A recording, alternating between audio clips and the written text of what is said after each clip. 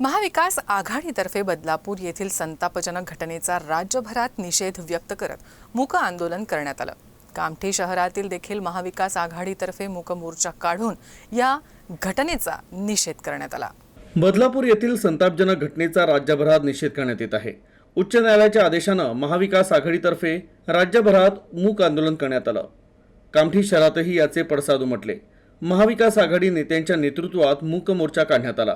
हा मूक मोर्चा कामठी शहरातील गोयल टॉकीज चौक, दुर्गा चौक, जयस्तंभ चौकातील भारतरत्न डॉक्टर बाबासाहेब आंबेडकर पुतळ्याला अभिवादन करत पुन्हा जयस्तंभ मार्गे नगर भ्रमण करत गोयल टॉकीज चौकातील छत्रपती शिवरायांच्या पुतळ्याला अभिवादन करण्यात आलं। यावेळी मोठ्या प्रमाणात कडक पोलीस बंदोबस्त लावण्यात आला होता।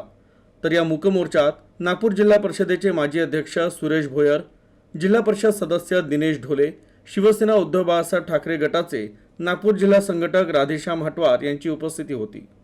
आज आम्ही संपूर्ण महाराष्ट्रामध्ये महाविकास आघाडीच्या वतीनं बदलापूरमध्ये जे घटना घडली, त्या 4 वर्षाच्या चिमुकलीवर अत्याचार झाला त्याच्या विरोधात संपूर्ण महाराष्ट्रामध्ये मुका आणि काळ्या फित्या लावून महाविकास आघाडीच्या वतीनं त्या ठिकाणी आंदोलन होत आहे। आणि या महायुतीच्या शासनामध्ये मोठ्या प्रमाणात आमच्या महिला भगिनीवर अत्याचार होत आहे।